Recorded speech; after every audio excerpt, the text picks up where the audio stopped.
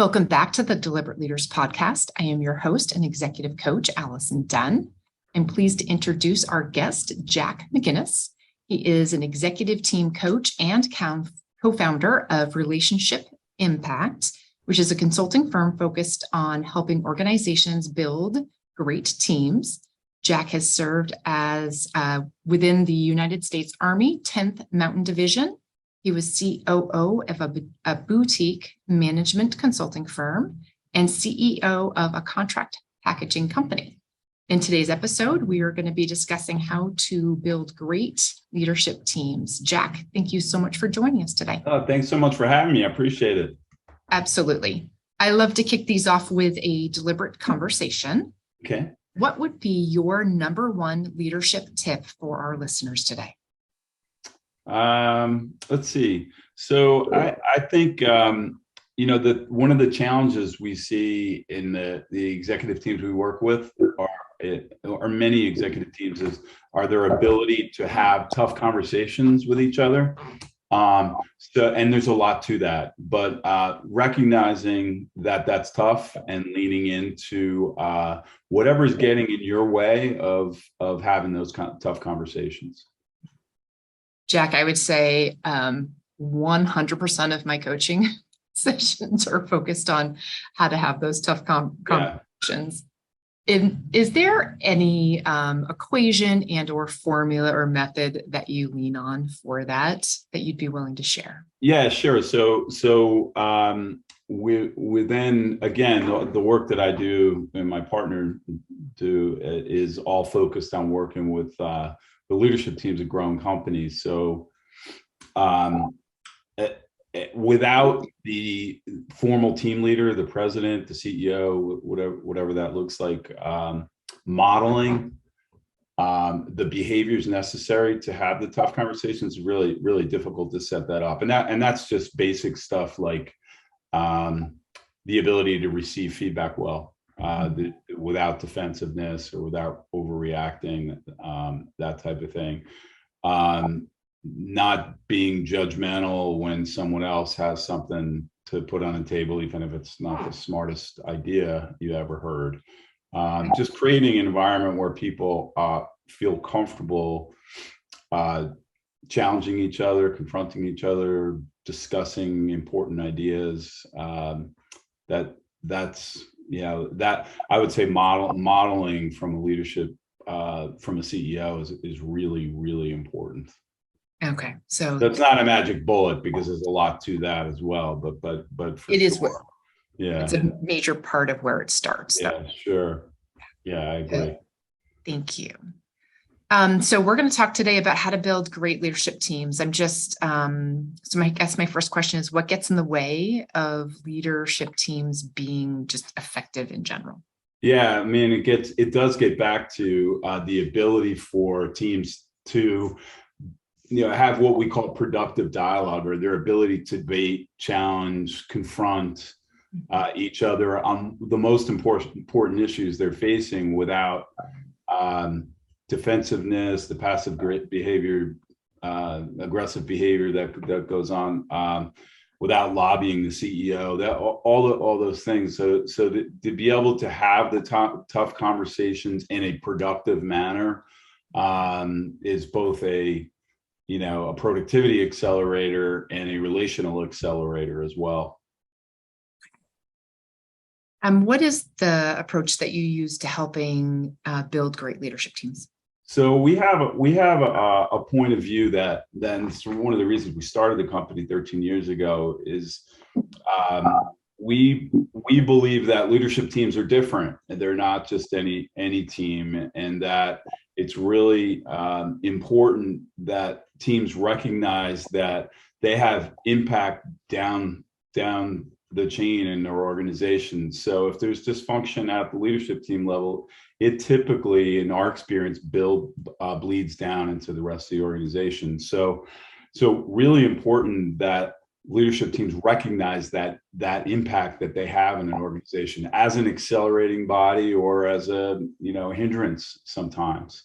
And so that's the first thing is getting teams to recognize that, and getting teams to recognize, and the executives on teams to recognize that being on a leadership team requires some different capabilities and skills beyond their technical capabilities. They have to manage complexity well. They have to have a sense of foresight rather than just thinking about today. And potentially, most importantly, they have to think about what's best for the organization. Almost take the CEO's perspective. We call it a greater good perspective. Like and try to put that hat on as best they can, recognizing that's a tough challenge as well. So creating the mindset is the first thing around why is a leadership team different? Why is it so important? And why can it be so impactful? Is the first step. And then the other part of our point of view is that we believe that great leadership teams have, and I think this goes for most teams, is great leadership teams have two discrete components that are very interrelated with each other. The first is a set of structural factors for building a great team, and then a set of relational dynamics that help build strong leadership team dynamics. So for structural things are things like do you have folks that have that mindset that we just talked about? Do they have a sense of what problems they're supposed to be Yeah, so I think structural things are really like, do you have the right folks with the right mindset on the team, like the things we just talked about? Also, does the leadership team have a sense of what problems it's supposed to be tackling together versus as individual function or business unit leaders? And then, does it have a good cadence, a good operating rhythm behind it? So those are some of the structural things. And then the relational dynamics are potentially most important part of it. And it without strong relational dynamics, the structural stuff doesn't really work well. So relational dynamics are, do people on the team trust each other? Do they not so much do they like each other, but do they trust each other's capability, their character, so that they can have the tough conversations necessary to move the organization forward? And finally, can they hold each other accountable without just the CEO in the room? That's kind of a nirvana state. It's hard to get to. But those two things have a strong relationship with each other. The bad structure can lead to finger pointing, bad dynamics, and then you try to put good structure in place, and there's not a lot of trust in it. So that's kind of the framework we use to help folks think about what does a great team look like. I'm sure that you can think of some examples, but I know that often if the structure has, or the wrong people or the wrong leadership has been shown, it's incongruent, right? Like what they expect, not they're being treated. How do you actually get to a core of the underlying problems with a team so that they can become great? Yeah. So one of the things we do up front, like any great consultant, you do the diagnostic work. Like we interview, we spend a lot of time getting to know. Our sales cycle is very long because we take a long time getting to know a CEO, and also many members of the leadership team, if not all of them, before we even are engaged. So so they have a sense that we're there working on their behalf, not just the CEO's behalf. So we spend a lot of time on and then we try to find out, what do they think's getting in the way? How do they think they're contributing and getting in the way? And then one of the tools we use is a third-party instrument from an organization called Team Coaching International. It's a diagnostic that measures productivity. It measures structural factors and relational factors and the interplay between the two of them. And we use that as a baseline vehicle for having some good discussions about what, this is how they evaluated themselves. This is how their direct reports evaluated them. Sometimes this is how the board assessed them. And this is what, this is what it looks like. What these are the things that potentially get in the way, like their inability to have tough, constructive dialogue with each other, for example. And we use that as a baseline for helping them to uncover what's getting in their way, and then making some commitments as a collective entity to do something different. So it's not us telling them what to do; it's them kind of coming to their own conclusions about what does that look like, and what do we want to do about it. So that's the first part. What would, in that scenario, what would the leader's role be in helping to build that great team? So the leader's role is, again, as I said, modeling for sure, number one, and then really kind of getting out of the way. And a lot of things what we find are, the lobbying the CEO behind this. We'll have a great team meeting, and then someone will go to the CEO and say, "Yeah, I don't think that idea was very good. Why don't we?" And this helping the CEO just say, "Hey, look, why don't you go talk to your colleague about what that looks like, and come back with some ideas." But so that's modeling is number one, and then participating as a team member as best they can to help with the diagnostic work rather than dominating the work. Fantastic. I appreciate the approach that you've kind of outlined. How do you measure the effectiveness of the work that you do with companies?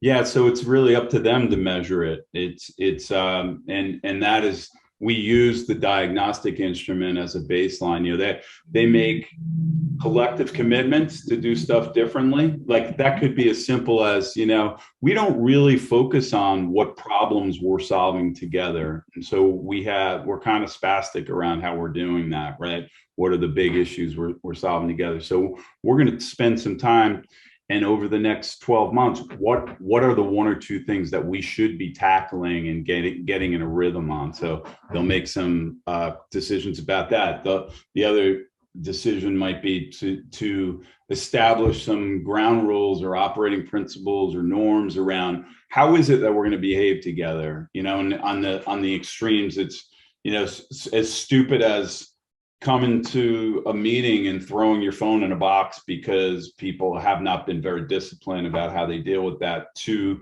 see more serious of, we're not going to talk about each other outside the confines of this, not say bad stuff about each other outside the confines of this, of our team. Those are types of ground rules.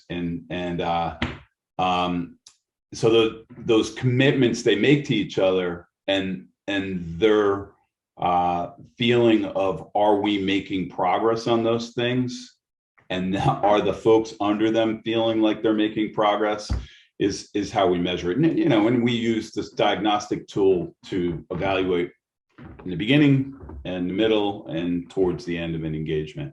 And that it's a way, it's really kind of an objective way of measuring a fairly subjective, science.